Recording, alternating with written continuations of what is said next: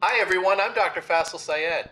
And I'm Dr. Dan McCarter. And you're listening to Faisel and Friends, where we believe access to primary care is a right, not a privilege. Faisel and Friends is brought to you by Primary Care for America, a diverse collaboration of innovators leading the way towards comprehensive, continuous, and coordinated primary care. Today, we're talking to Dr. Karen Mitchell, Vice President at the American Academy of Family Physicians, about Optimizing the Match, the Residency Selection Improvement Initiative. Let's get started. Hello, Dr. Dan. Hello, Faisel. It's good to see you, sir.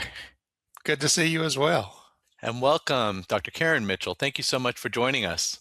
It's my pleasure. Thank you for having me on. It's just great to have a national leader in family medicine workforce development and residency training.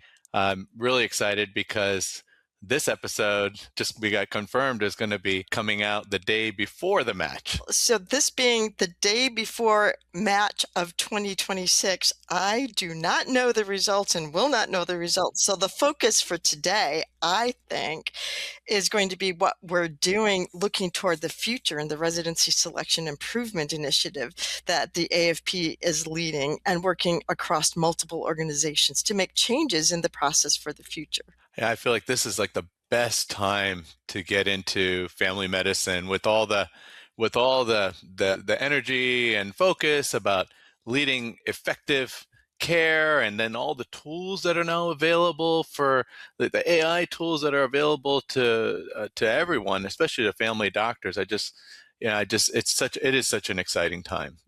You've trained so many residents, and now you're shaping the workforce across the country. Yes. And so my background is being a residency program director, which I did for 10 years and was associate program director for 6 years and so on. And that was a job I absolutely loved because it was about training our doctors to become family physicians and really serving those communities and training them to be able to meet the community needs. And that for me is so fulfilling. So I left that job to go to a national job to be able to do even more of that and to really try to help increase the number of students choosing family medicine. What that means is really helping students find family medicine, explore it, be able to decide if it's right for them, and then also helping in the residency education, again, making sure that our family physicians have all the skills that they need to be able to serve their communities. Last week, we got to talk to Dr. Asaf Baton, and he was talking about the triple-double and doubling the number of people going into family medicine, going into primary care. And I know I was in academics. I left for 7 years, and I came back. And it seems like there's a lot of change in the way resident interviews are done now. Tell us about the resident selection initiative that you're working on, because it seems like it's harder to find your place, and we want to make it easy for people to find their place, right?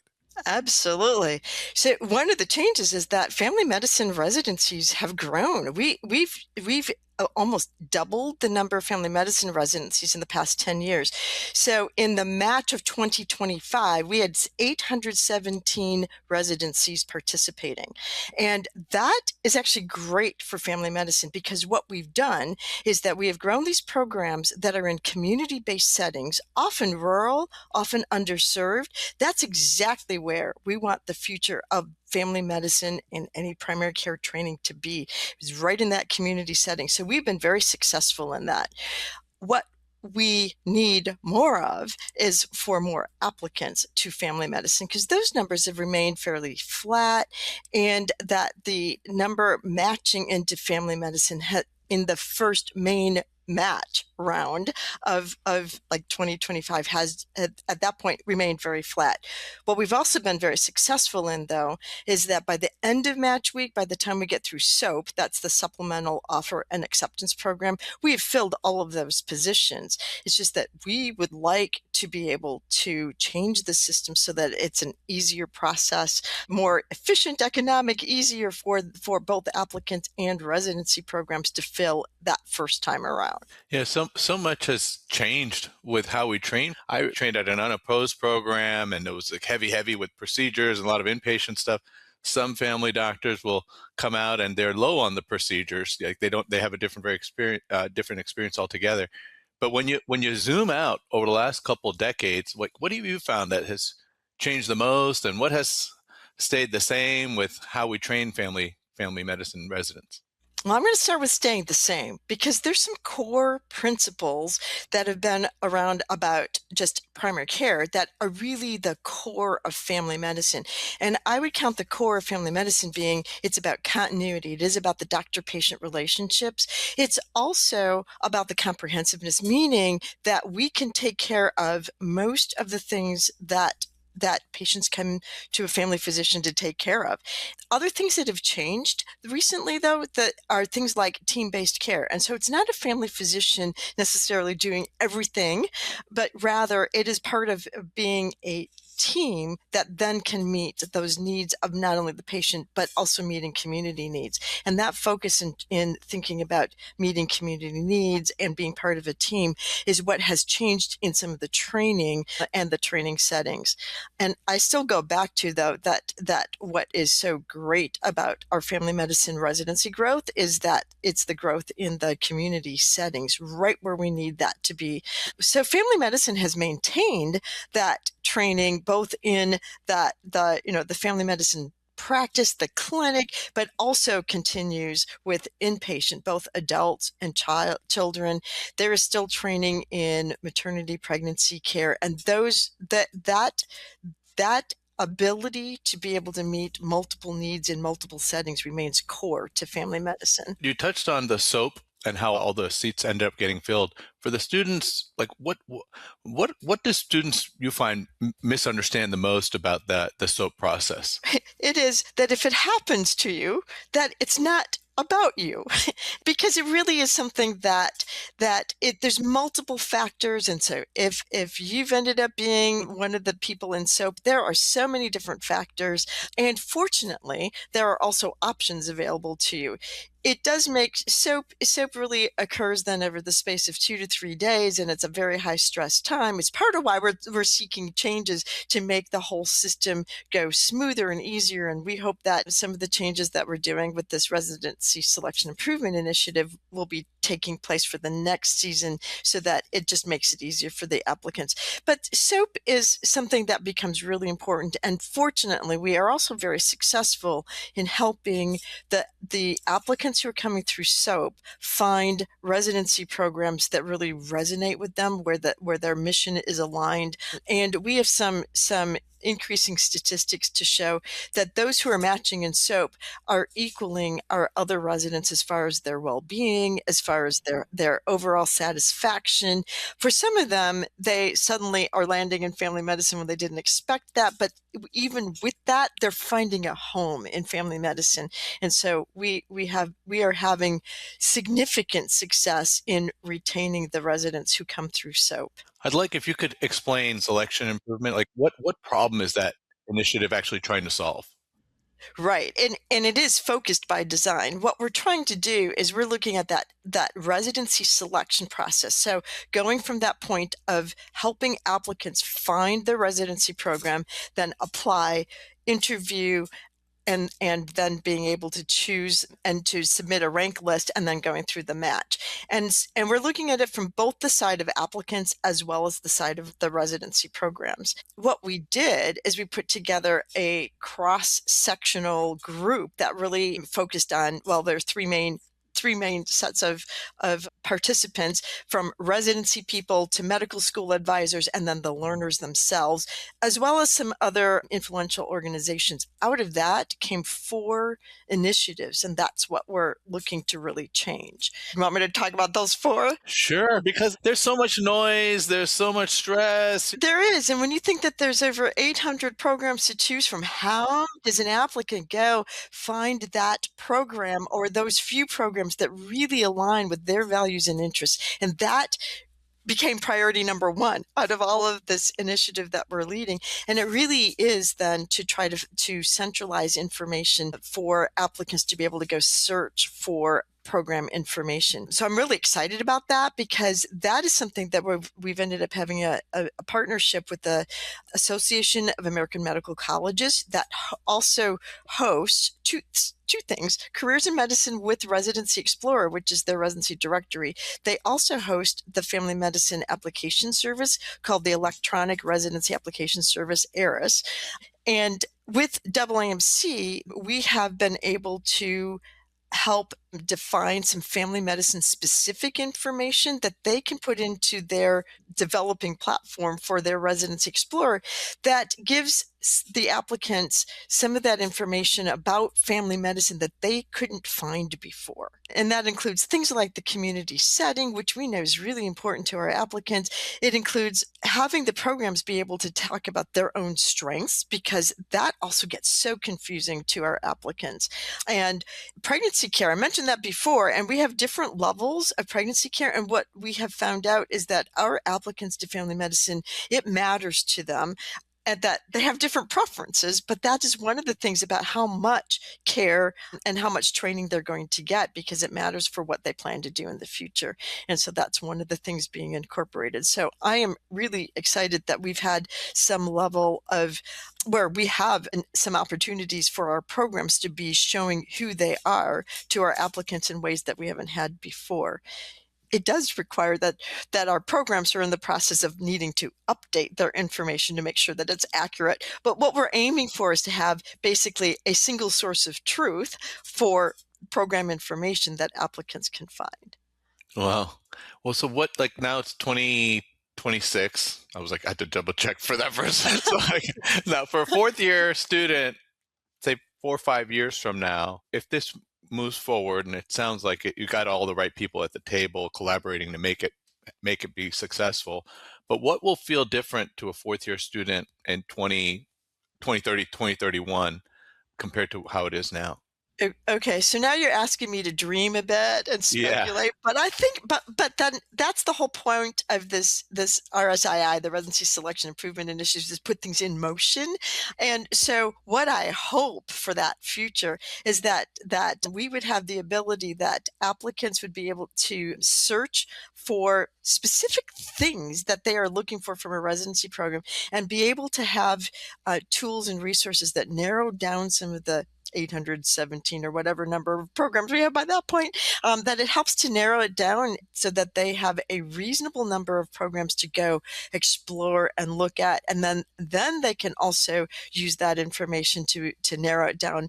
And what we ultimately hope is that makes that so much easier, that they feel confident in applying to just a few programs that really align with their interests and values, so that, and because part of what we're looking for is to make the whole system more efficient. And what that means is that applicants are really applying only to the number of programs that they really need to assure that they're going to match somewhere in that main match. And then likewise for the programs to be able to interview those applicants that are most likely to match with them.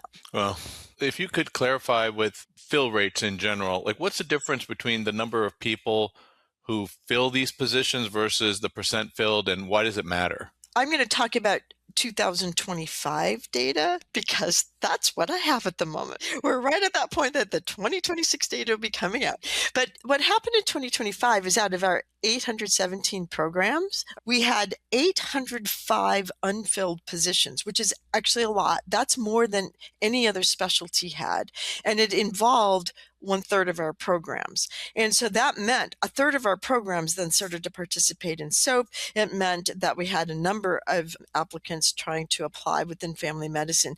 And again, that's the gap we're trying to close, is that 805 unfilled positions in the main match. And not only close that gap, but it's actually, in order to do that, we have to make the whole system function easier, more efficient, more effectively. And again, that's what we're designing to do. And so you mentioned before interviews, and I didn't really talk about that much, but there's some interview processes that we believe can make this more streamlined, both on the side of applicants as well as programs. Because if I had a perfect world, it would be that programs would be offering the interviews to only those really likely to match. But then likewise, the applicants wouldn't need to apply to a large number of programs, that they would be applying to the number of programs that really fit their interests and values.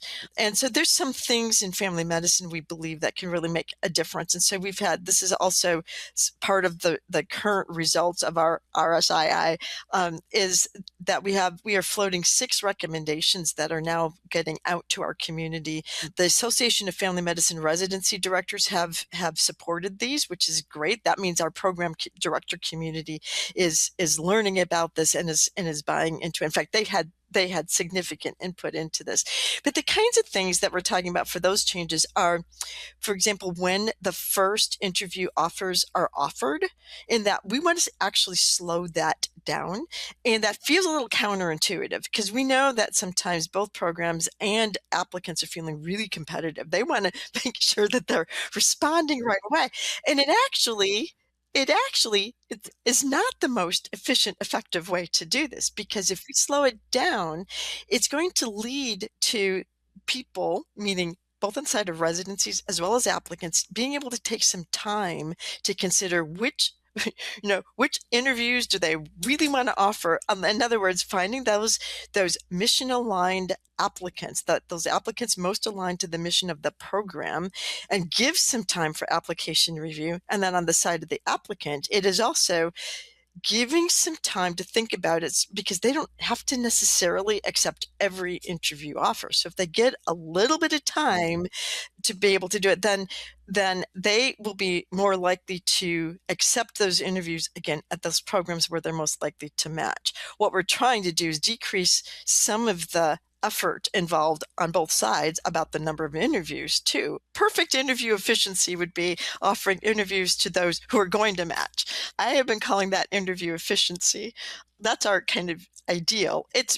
What we really want is, what's realistic is to get to that point where the number of interviews leads to that point where the applicants are competitively ranking programs, and likewise that programs are really ranking the number needed to fill. Yeah, because it's like we have to get over this hurdle of the old way of just doing things, and now there's so much information readily available, right. Even with people are picking their doctors, they're looking for a doctor who's more of the kind of, like a cultural fit. They're looking for like a relationship fit, and rather than just a competency alone. And yeah, no, this is great. Absolutely. It's part of why you're hearing from me these words of mission aligned and fitting interests and values. And how many times have you said that already? Because it's just so important. And that, again, we are aiming to train family physicians to serve the needs of their communities. And if we're going to do that, residency programs are community based, and they already have a mission. And we want then those residents for whom that mission resonates, that's who we want matching into those programs. And so it's about finding it. It's about offering and accepting those interviews at the programs most likely to be needed.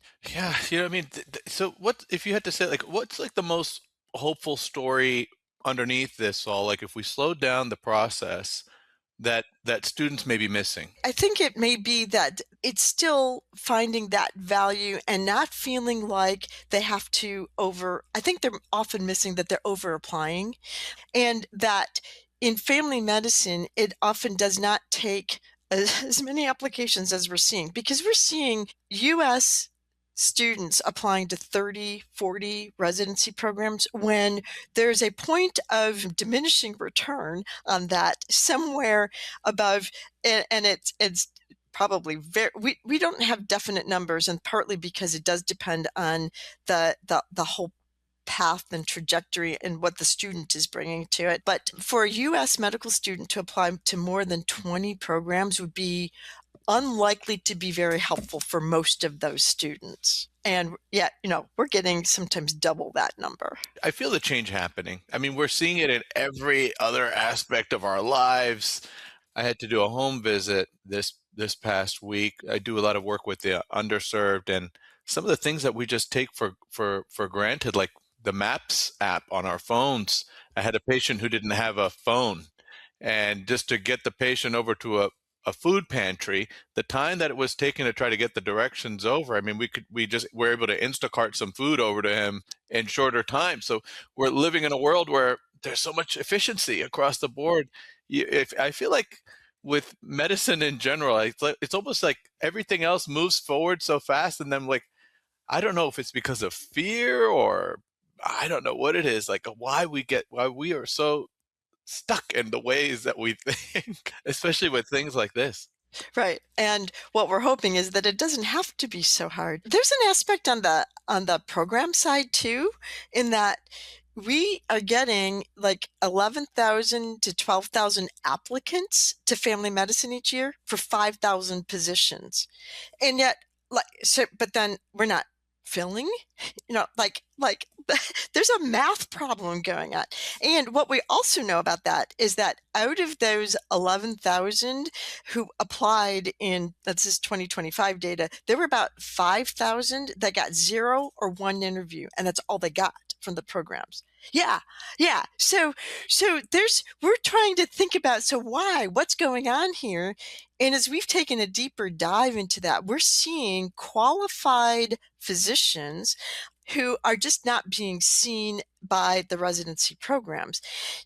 A number of them are coming from our international medical graduates, and there's also a number that are applying to multiple specialties. And yet, in there is an opportunity, because we also know that in family medicine, when we go through the entire match, and when residents start in residency, about a third of our residents are international medical graduates. And so we're missing that pool in that main match. And there are some highly qualified people that are not being seen now because they're getting screened out by screens that maybe are not the most useful way to say who is mission aligned. I'm going back to who fits that community.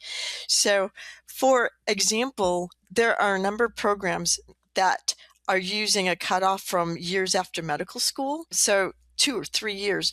What they're missing, though, are those physicians who are doing family medicine type practices, have been in clinical practice, maybe now in the US, have that significant clinical experience, and it hasn't been that long since they were clinically active. So they should be reasonably qualified, and yet those are not the people being seen by the programs. And when I think about what do communities need, and it is, we sometimes have a program may have a mission to serve a certain population, and there may be a language that's really needed within that community. And there's an opportunity then to go look for those applicants who have some of that language skill that would actually bring some depth and knowledge already to that community. And they're just at this moment not being seen by the programs. So we're looking to try to make changes with that too. And it's interesting that you bring that up, because Faisel and I both work with ChenMed before we're in our present positions. And that was a full risk model. And what we found, there's this bias against international medical grads, but when we got into the value-based care model, they adapted to it much better than the people who had spent all the time in this country. And some of our best doctors, Faisel being one of them, who were international medical grads, were phenomenal physicians and just did great things, not only with the patients, but with the other providers. And I don't know how again, if they can speak the same language, it makes a huge difference. But how do we break that bias that might be existing there? I think there's also significant data showing that there's good retention and there's a commitment to the community. I mean, so there's lots of reasons. Yeah. So breaking that bias, that's part of what RSII is designed to investigate and help. And some of that is actually finding some tools and resources for programs to be thinking differently about how they are choosing their applicants for interview. And we're really focused on choosing those applicants for interview because you got to get an interview in order to even get onto that match list. So the more that we can help some of the programs rethink, and so some of what already exists are some mission aligned tools for programs to be setting up some kind of their decision processes of how they're looking at interviews and applications, and looking at it from that. Again, if they know their mission, then they can start to look for those applicants that have some of the characteristics that really fit their mission. And so we have some of those existing tools within the application services already. There's some further development being done, and that's some part of the RSII as well. And that I'm excited about this, is that there's some research and development looking at how to develop that even further and to take what we already have and be able to give some additional resources. There's some really excellent resources also that I think are going ignored at the moment that are coming from Intel, which is the parent organization of ECFMG, and that's ECFMG is the organization that certifies any of our international medical graduates. And so they have been looking at examples of things like best practices and some resources for residency programs to be able to, again, kind of know like which international medical schools would help make sure that those graduates have the training that they're looking for. I mean, that kind of thing. And there's some resources available through Intel, ECFMG, that exist now that can be given to residency programs to really help them rethink how they're approaching this. You're talking about this, and it reminds me, I don't know where I heard this, but about a symphony to keep from having a sex bias is that they have people audition behind a curtain and the performers have to walk out in bare feet, so you can't tell by the shoes what the person looks like, and so they have to listen to a blinded audition. I wonder if there's a way to do something like that here. Yeah, and I think there's another concept that we talk about, and that is that if it's mission aligned, then going to look for those applicants across their entire applicant pool that really have those characteristics that they're looking for. And in some ways, I think of that as being, that's the screen. That's the kind of that the program sets up. This is the aspect that we're looking for, and we're going to start taking that super deep dive and start offering interviews to the people who really qualify because they have met who we are as a residency program. So just another magic wand question. I'm not trying to get away from that, but you're talking about making it easier once people are in the resident selection process. What levers are there, or what could we do to get more people to choose family medicine, or to give at least give it a serious look during their training? What do we need to do to change that so that we get more people going into family medicine? Sure, and that's starting to broaden. That's a much bigger, complex challenge, and continues to be more elusive than I wish that it were. But we know some things about it, and I would summarize the main thing at a medical school level that makes a difference to medical students in choosing family medicine is to have early, deep, and frequent relationships with family medicine. And so that means even in first and second year, starting to be able to have some of the clinical experiences, the community experiences, the things that really matter in family medicine. And then also having some of the relationships with family physicians so that students start to understand what is family medicine, and that they can also have some mentors, advisors, and role models so that they can start to see themselves in family medicine. Dr. Mitchell, thank you so much for taking the time to join us today. I imagine most of the listeners listen right when the episodes first come out. So for somebody who's listening tonight, this is the night before the match, and they're checking their email and they're questioning their life choices and all that stuff. What would you like that student to hear right now? For those 5,000 new family medicine residents. I am so excited to be welcoming you into family medicine.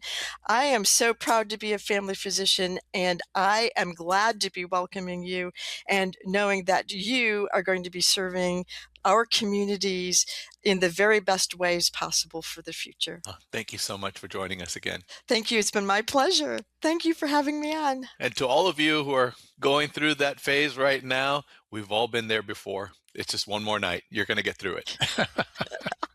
What are your thoughts on optimizing the match, the Residency Selection Improvement Initiative? You've heard ours. Now we want to hear yours. Email us at faiselandfriends@gmail.com, and your question could be featured on the podcast. If you like this episode, leave us a review and tell us how we're doing. And don't forget to subscribe wherever you listen to podcasts so you never miss an episode. Connect with us on social media by following Faisel and Friends. And follow Primary Care for America on LinkedIn and Twitter. I'm Dr. Faisel. And I'm Dr. Dan. And thanks for listening. This podcast is brought to you by Primary Care for America Collaborative and produced by Split Prism Productions.